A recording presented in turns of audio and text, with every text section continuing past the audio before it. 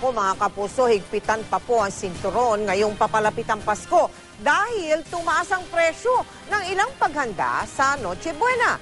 Nakatutok si Bernadette Reyes.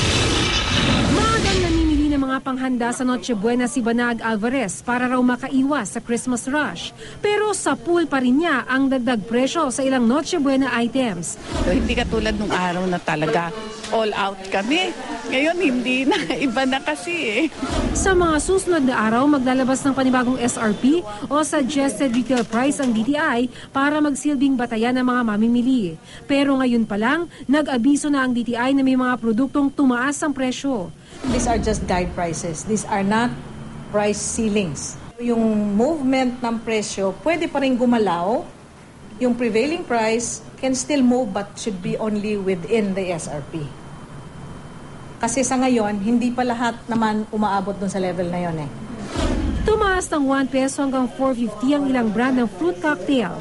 Ang isang brand ng spaghetti noodles, depende sa timbang, nagtaas ng 125 hanggang 175. Pero meron din isang brand na nagbaba ng presyo ng mahigit 13 pesos kada pack. Bumaba rin ang presyo ng isang brand na macaroni noodles ng mahigit 12 pesos. Para mabili lang, they want to get rid of the stocks, binaba nila ang presyo. Ang isang brand ng spaghetti sauce tumaas ng mahigit 2 pesos.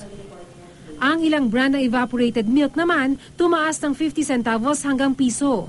Pinakamalaki ang dagdag singil sa hamon na tumaas ng 2 hanggang 6% o katumbas ng 4 pesos hanggang mahigit 40 pesos.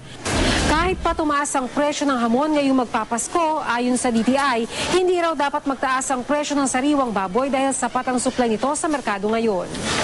Bernadette Reyes, Nakatutok, 24 Oras.